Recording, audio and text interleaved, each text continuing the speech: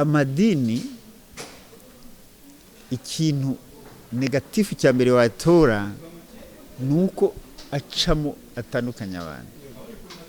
Nk'ubu wowe idini ryawe sindizi uri nigeze kubaho umwadeperi igihe kinini. Uradeperi nk'ubu ntabwo ushobora gushingira umuntu yitwa Isa w'umuzirima none si umuntu nkawe se. Tuva ku muntu umwe, ibindi bidutandukanya nibyo twiremera ntibikwiye. Ahubwo perezida ntabwo mwamushyigikiye kuko perezida azengo nuko ko atabona se. Aya madini akuye kutamara imyaka 120. Ikintu kimaze imyaka 120 utarabona igikorwa cyacyo ni ko perezida wamurenganya. Nta n'ikibazo na kimwe, nta n'icyo yahinduye na kimwe, kubera turacyagira amakonje ko gatanu mutagatifu ko wa mbere wa Pasika. Ibyo si ni ibiki yagize iki perezida ko mubeshyira koko. Ahubwo yarakwiye kubikuraho byose abantu bagakora. Abareba iminsi mikuru ubwo turahera kuri Noheli, ubwo Noheli za Pasika n'indi minsi mikuru yose ishingiye ku madini. Hari ababibona ko atari ibirori gusa, ahubwo bakabona ko nabyo birimo indi nyungu igendanye n'ubukungu yo kuvuga ngo ni bya myenda tuzambara kuri Noheli wenda tuzanayitumiza hanze. Nabyo mubona ari ibindi. Iya minsi mikuru igibwira ko ari none se niyo nibihimbano. Noheli nimuvuga ngo Yezu yavutse ku itariki 25. None se nibyo Yezu niho yavutse? Ninde uzi itariki Yezu yavukiye? Ninde? Ni Herode. Herode yamenya ari kuvuga ngo mwice umwana w'umuhungu kuva ku mwaka umwe kugera kuri 4 ngo ndebe ko Yezu yapfamo. Ntazi igihe Yezu yavukiye. Nimwe mubizi. The Zoom TV 24 kanda aho hatukura handitse subscribe kugira ngo uzajye ubona n'izindi video utasanga handi. The Zoom TV 24. Turi kumwe na Dr. Rusa Bagirishya.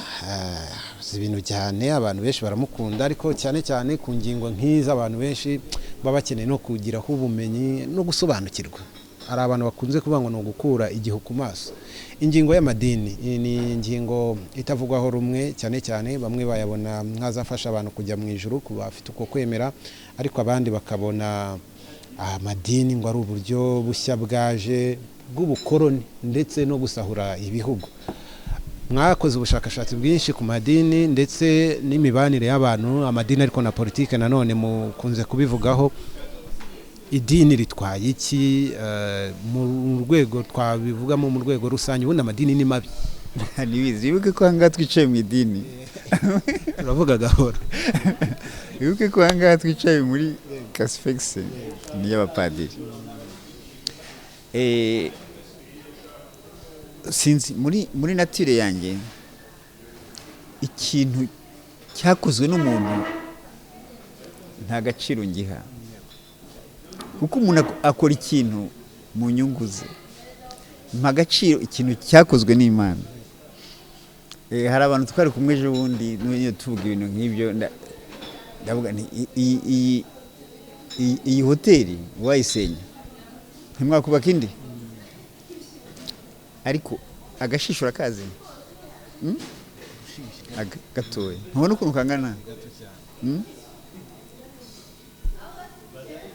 ngishe. Wambwira umuntu wakarema gako kaba karanye?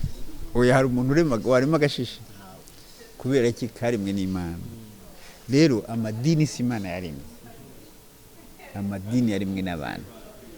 Umuntu waremye amadini suba ko afite inyungu yo kujyana mu ijuru. Ntabyo Imana yamutumye ngo ayishakire abantu. Imana urayemera? Uremera ko ari ishobora byo? Urayemera? Oya, nawe utanayemera ntibibuza kubaho. Imana urayemera? Hagataho namwe abantu bumve ko mwemera Imana. Hari abantu bajya bagira umuhungenge zuko ngo abantu baba filozofe nkamwe muba mutemera n'Imana. Oya, nawe ntayemera ntibyayibuza kubaho. Uwo muntu nawe je sinamubwira ngo ayemere, ni akazi ke. Imana iriho. Sinzi ukuntu hari abantu twari kumwe hano nyine bambwira ko bambwira ati ko Dr. Imana ibahati, je sinemera ko Imana ibaho. Iyi hoteli urayibona ati ntiyubatswe n'umwenjeneri civil, ati nuwakurikirana izina rye yayimenya. ntubona convention center yubatswe n'umwenjeniyeri cyangwa umu architect wakurikirana izina yarimenya, ariko se wambwira umwenjeniyeri wubatse ririya zuba aramubura, wambwira umwenjeniyeri wubatse ziriya nyenyeri na kuriya kwezi aramubura. Rero umutekerezo wabyubatse urasanga ari we yamana utemera ati nibyo. Rero amadini ni twayaremye, ikibikubwira uko abantu batandukanye nicyo tuma ari menshi. Niba se Imana ari imwe ni gute yagira amadini 1,100? Mille ni religion. Noneho akora uko ashoboye, uwaremye idini, uwakoze idini akora uko ashoboye, akavuga ibyiza byaryo, akavuga ko riruta irindi, arwana naryo, arivariza naryo, kandi bose bajya mu ijuru rimwe, kandi bose bavuga Imana imwe, ariko bakubwira ko bariyo batazi no kuyivuga itanabemera, ari mwebwe yemera gusa, ukagira ngo yamutumye. Rero amadini tubana nayo hashize imyaka 128. Niba ajyana abantu mu ijuru, niba abuza abantu gukora ibyaha, byaragabanutse, ubona byariyongeye. Mwebwe nko mu Rwanda biranoroshye, noneho mwese muzi ko habayeho jenoside yakorewe Abatutsi. Bariya abantu bakoze jenoside bose n'abapagani. Jenoside babaramo n'uruhare rw'amadini, aho n'abayikoze bose ntibitwaga ba Jean Paul na Babirikimasi, ntibari abakristo. None se nk'ubwo kuko murambaza iki kintu, si ibintu namwe mubona, si ibintu namwe mubona. ariko baravuga ko amadini yigisha umuco, imibanire, ashobora gufasha sosiyete. Ibyo byo nibyo n'icyatumye bayazana, just ibyo uvuze ku muco, kugira ngo nkuronize umuntu. Ikintu cya mbere mukuru ni umuco. Idini ni umuco wundi, ntabwo ari uwasogokuru wawe. Kugira ngo ngushobore ndagutesha umuco wawe, ntuzanire civilisation yindi. Nta gihugu gitera imbere kuri base civilisationnelle y'abandi itari yanyu. Iyo utaye umuco utora ico niryo mwatoye, sibyo? Amadini ikintu negatifu cya mbere watora nuko acamo atandukanya abantu. Nk'ubu wowe idini ryawe sindizi, uri nigeze kubaho umwadeperi igihe kinini. ADPR nk'ubu ntabwo ushobora gushingira umuntu witwa Isa w'umuzirima, none se umuntu nkawe se? Tuva ku muntu umwe, ibindi bidutandukanya nibyo twiremera, ntibikwiye. Ibibazo tugira ni ibyo. Donc amadini arimo mu gutuma tutagira ubumwe. Abasesengura akavuga ko amadini none bigeze kuri Afrika byo bibi ikibazo gikomeye cy'ubundi bukoroni bushya, aho hari n'abavuga ko ibihugu byinshi wenda byanateye imbere byo usanga ibintu byo gusenga batakina biha agaciro cyane, byo guteza imbere amadini.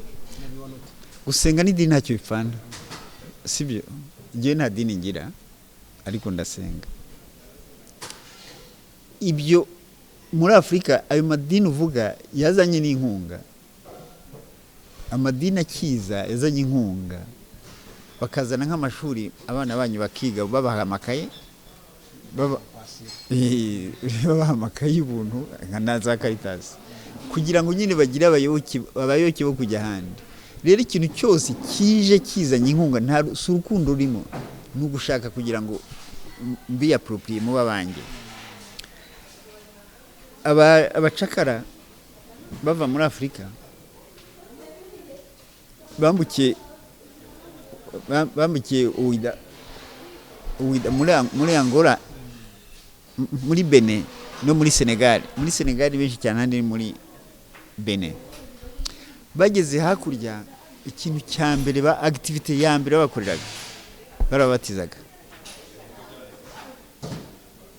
Sinzi kubatiza kumva icyo aricyo. Kuguha izina ntabwo nguha izina ngo ujyane mu ijuru, ni ukukwiyapropriya. Ndakuraho civilisation yawe gushyire mu yanjye. Nk'ubu baje mwarambukaga witwa Brown, irinde byawe fini, ubundi bakabambura imyenda, bakabatera imiti, bakabambika iyindi, witwa Brown. Byarangiye we watakaye. Kubatiza nicyo tuma bagira amaseremoni, ndagira ibyo ngusiga cyane cyane amabuji, nk'oriente muri civilisation yanjye, ngukure muri uwo ari wowe. N'ibihugu bafataga nuko byagendaga, ubicyaremwe gishya. N'ibihugu bafataga nuko. N'ubu Afrika kugira ngo bayifate, Afrika ntabwo yitwa Afrika. Bageze Carthage muri 46 mbere ya Yezu, basenye Carthage, barasenya Carthage. Yari yararwanye nawe imyaka 10, bakoronije ibihugu by'Uburayi nk'imyaka 10. General Hannibal barasenya, bagira amaseremoni, baracana, boriyanta imbaraga zabo, bagira imihango, bagira imyunyu, baranyanyagiza hariya, bayita Afrika. Nuko civilisation yanyu nyikuyeho, ubu mbashyize muri civilisation yanyu. Nicyo mubona mufite civilisation nk'iy'Uburayi, nicyo mubona mwambarira amapantaro yanyu muyambarira mu mavi, nicyo tuma mugira amadrede muri abahungu, mutora amatwi, muri babatinganyi. Ni civilisation y'Uburayi, iyacu bayikuyeho. Sirimutse wese baravuga ngo ni umuzungu. Ubundi Afrika yitwa na Kebura, yitwaga Kemeti, ahandi kitwa Kebura, ahandi kitwa Ethiopia. Ni ibihugu bya Kebura no kuvuga mama w'isi. Afrika yitwaga mama w'isi ari Kebura. Hanyuma nyine bayita Afrika. Aya mazina baduha ntabwo bayaguha gusa, si izina baguhaye, baba bakwatsa identite yawe. Apana ibyo wari ufite, identite yawe, uwo wari uriwe. Nicyo tuma batakubatiza gusa ngo witwa gutya. Baraguha buji, cyane bagushyira mu mavuta, cyane bagushyira mu mazi, ibintu nk'ibyo. Ni imihango. Ariko ubundi izina uretse abakoloni nyine barikoresha kugira ngo badufate ntacyo bipfana. Hari ibihugu mubona bitagiha agaciro iby'amadini byinshi. Oya, iby'iwabo byo byararangiye, iwabo nta agaciro babiha, ariko no muri Afrika byatangiye. Nk'ubu Burkina Faso, Traoré yamaze gufata pouvoir, Arabie Saoudite yaragira ambwira iti turi prêt tukubakire amamoske 200 y'ubuntu. Traoré se ko ntiyabyanga. None se wazengo Arabie Saoudite yabonaga ari bwo bukene Burkina Faso ifite? Yabonaga Burkina Faso ifite imihanda ikwiriye, yabonaga ifite amashuri akwiriye, ku buryo yumva amamoske. Urumva icyo bivuga? Bagufashe esprit, bagufashe burundu. Abareba iminsi mikuru, ubwo turahera kuri Noheli, ni ubwo Noheli, za Pasika n'indi minsi mikuru yose ishingiye ku madini. Hari ababibona ko atari ibirori gusa, ahubwo bakabona ko nabyo birimo indi nyungu igendanye n'ubukungu, yo kuvuga ngo ni bya myenda tuzambara kuri Noheli wenda tuzanayitumiza hanze. Nabyo mubona ari ibindi. Iya minsi mikuru igibwira ko ari none se niyo ni ibihimbano. Noheli nimuvuga ngo Yezu yavutse ku itariki 25. None se nibyo Yezu niho yavutse? Ninde uzi itariki Yezu yavukiyeho? Ninde? Ni Herode. Herode yamenya ari kuvuga ngo mwice umwana w'umuhungu kuva ku mwaka umwe kugera kuri 4, ngo ndebe ko Yezu yapfamo. Ntazi igihe Yezu yavukiye. Nimwe mubizi. Iriya tariki nayo ni impimbano. Iriya tariki ni impimbano, ku muntu Kristo wese yarakwiye no kwireka kubera ni itariki ibigirwamana byose byavukaga 25 December byose bikabyarwa n'umukobwa w'isugi byose reba Dionisi reba Mitra reba Soteri ibigirwamana byose nukuvuga Vatika yashaka gufata Yezu nk'igirwamana. Yezu ni Imana ntabwo rigirwamana. Ubundi uriya munsi mukuru w'umukristo umuntu uzi Yezu umuntu ukunda Yezu ntiyakwiye kubufata uriya munsi. Ariko mu buryo bw'ubukungu bundi amadini yangije iki? Mu buryo bw'ubukungu aracyangije kuko niba ibyo ni ibintu nawe wabona ni ibintu biri pratique ubona amagaspillage akorwa igihe cya Noel nyine cyane cya Bonane ari amafaranga agenda atazana yandi sukwangiza se amafaranga yagiye mu nzoga yagiye mu myenda yagiye mu biryo ukagira ngo urya rimwe ubuse amafaranga bamaze iki amafaranga agenda ujya nkuko yahingisha uyajyana mu murimo guhinga no gutera ayo niyo dépense nziza ariko ziriya ariya dépense mu minsi mikuru ntabwo ajya ni wacu sibyo arajya hanze kuko iyo myenda yakozwe no hanze nizo nzoga zakozwe no hanze nizakozwe na Bralirwa si yacu ni Heineken ubwo se mumbaye maziki twavuga ko ntacyo mu Kristo reka mbikubwire niba biba rimwe mu mwaka umaze iminsi 360 uriho umunsi umwe niwo ufitiye akamaro mu mwaka umunsi umwe ukonesheje ibintu by'ukwezi kwese uzarebe krize baho mu kwa mbere ikintu ushobora kumara iminsi 360 utakibona nuko ko ntacyo kimaze. Twabonye mu gihugu reka tuvuge gatoya ku Rwanda gishyira imbaraga cyane cyane mu gukira ku murongo imikorere y'amadini aho banavugaga ko bamwe akora mu nyungu z'umuntu ku giti cye asahura abaturage. Vuba Perezida wa Repubulika y'u Rwanda Paul Kagame yongeye kwivugaho avuga ko ataciye amadini ariko mu by'ukuri atanarwanya n'amadini mu ijambo rye bwite ahubwo ari ukuyaha umurongo. Mubona amadini nubwo bisa nkaho bigoranye kuyakuraho ariko yashyirirwaho uburyo yakora ku buryo yagera ku nyungu z'abaturage? Ahubwo Perezida ntabwo mwamushyigikiye kuko Perezida azengo nuko ko atabona se aya madini akuye gutemara imyaka 120 ikintu kimaze imyaka 120 utarabona igikorwa cyacyo ni ko Perezida bamurenganya nta n'ikibazo na kimwe nta n'icyo yahinduye na kimwe kubera turacyagira amakonje ko gatanu mutagatifu ko wa mbere wa Pasika ibyo si ni ibiki yagize iki Perezida ko mubeshyira ko ahubwo yarakwiye kubikuraho byose abantu bagakora ngo rindi do paki ngo Noel mukagira amakonje 3 ugasanga dufite amakonje angana n'iminsi 56 mu mwaka PSSB ntacyo Perezida muramubeshyira nta kintu yakoze ahubwo mwarukwiye kumufasha kumuba hafi n'ibyo byose bikavaho abantu bagakora. Ibihugu bimwe usanga amasoko aba ku cyumweru kugira kuko na mbere abaturage ku cyumweru ntibakora ngo bajye mu misa bakazajya ku isoko kwa kabiri urumva ataye iminsi 2 mu cyumweru none ko Perezida mu murenganya ahubwo icyo yakoze ni iki ntacyo yakoze je ntacyo mbona ku madini ntacyo yakoze rwose. Namwe musanga muvuga ko amadini yakwiye kuva amadini ntuyakuraho gutyo ubundi amadini anikuraho ariko icyo bakuraho sa amadini ni organisation ubona idafasha umuturage ubundi amadini idini riba mu mubiri w'umuntu mu mutima w'umuntu ntabwo wakuraho gutya ariko niba nzi ibihugu bimwe nabyo byagize gutyo nk'i Burundi bigeze ku ibintu bimeze gutya abantu basenga kuva kwa mbere kugera ku cyumweru mu idini babikuraho kandi ntibyumvikana urumva hari ikintu ubona ko gifata umwanya w'abaturage gusumba ikindi, ko uwo muturage yamubwiye yuko atari uwo ku isi, ubuzima bwe ari ku ijuru.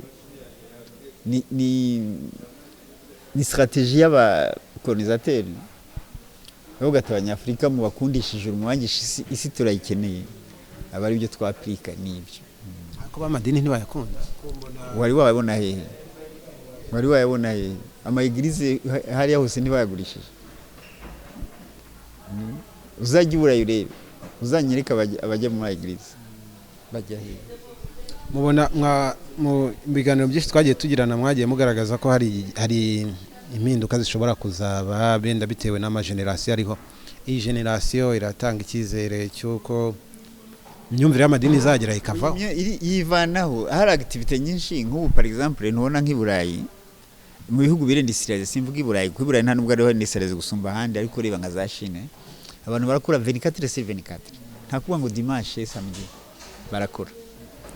Naha rero igituma benshi bajya mu masengero buri munsi harimo abatagira icyo bakora, kubera iyo handicap ayo madini yabashyize. Kubera Afrika kugira ngo bidisirize biragoye, kugira ngo bidisirize n'ibi bintu nyine by'amadini. Ushobora gushinga uruganda hano, ushobora gushinga uruganda igitwe, urwo ruganda ntiruzakora ku wa gatandatu.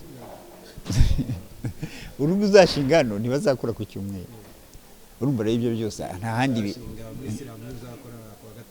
Abayisilamu barakora buri munsi, ugiye nka bihugu birendisire nka za Iran birendisire barakora buri munsi. Ni twebwe kubera bariya idini ni ryabo, twebwe ni amadini porte. Nicyo kibazo, idini ni ryabo. Abamizirima nicyo tumubona rimwe bafite n'ubwo bumwe, ariko twebwe dufite amadini 1100 tugacanamo kabiri. Kuko saa yacu ni amadini yavuye ahandi.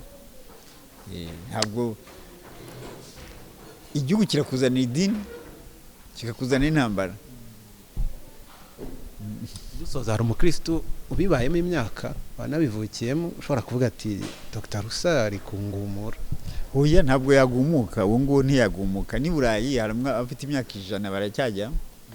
Uwo ngo uramureka nta kibazo. Ikibazo ni urubyiruko. Urubyiruko narwo ntawe nabwira ngo nakora ibi, biramureba. Ariko narebe nawe ikimukwiye. Nta muntu niko ndabwira ngo nakora iki, kuko sindi padiri, sindi pasiteri, nta n'idini ifite ku ruhande cyangwa nta n'ikintu nshaka kubakoresha. Ariko bakareba nabo inyungu bibafitiye. Bagaragaje ko umuntu ashobora gusenga atari no Imana iberahuze icyarimwe, ariko wagira ngo ntimusoma na Bibiliya. Imana iberahuze icyarimwe. Ubundi usengera mu idini no kuba kuzajya gusenga ku cyumweru, ubwo se wasenga rimwe mu cyumweru? Ntibishoboka. Ubundi usenga buri munsi, cyane kenshi ku munsi. Ntabwo rero warindira kujya gusenga ari undi muntu ugusengesheje. Wowe n'Imana yawe mwifite amarorasiyo ufite n'Imana yawe, urya na yawe nayo mu amarorasiyo bafitanye n'Imana nayanjye niyo Mana yanjye, nta wundi muntu ugomba kwivanga hagati. Kugeza ubu rero niba mbyumvishe neza, idini ryo rishoboka kuba atari ikibazo dukurikije wenda nk'ibyo bihugu by'abayisilamu baba bifite wenda idini, ariko ubwo bwinshi bw'amadini, idini ntabwo iba ari idini. Iriya ni civilisation yabo, ni spirituality. Ibyo utandukanya idini na spirituality. N'abanyafrika bafite spirituality yabo, natwe dufite spirituality yacu. Niyo rero madini yaje arayikura, kuko iyo tugumana spirituality yacu ntibari gushobora kudukoloniza, ntibari gushobora no kuduteranya ngo twicane. Ko muhamura abavandimwe, kandi nicyo kintu cya mbere bashaka guca. Ubwo buvandimwe nibwo bashaka guca. Ariko ubundi idini n'Imana ntacyo bipfana. Idini ni organisation sociale y'abantu. Imana ni Imana yaremye abantu, ni Imana yaremye isanzure, ntabwo yaremye idini. Nakubwiye ko nta uvuka afite idini, urayishyirwamo n'ababyeyi bawe. Nta uvuka afite ubwoba, urayishyirwamo n'ababyeyi bawe. Uvuka uri umuntu. ibindi byose ni uburyo wiremamo. Ibyo wiremamo rero biba buri gihe biba negative, kuko uriremamo ibyo nanjye niremamo ibyanjye, ntabwo tuzahura. Iyo rero bari abantu bafite spiritualite biremamo kimwe, icyo gihe baba umwe. Nabwo hari urugero kwa Ihani iyo bagira ibintu byinshi bashatse kugira ngo abantu bagumuke babateranye, babaha n'imbunda ngo baze kurasa abashinzwe umutekano, imbunda barazakira, bageze kuri tele bazishyira abasirikare. Yaba nkamwe.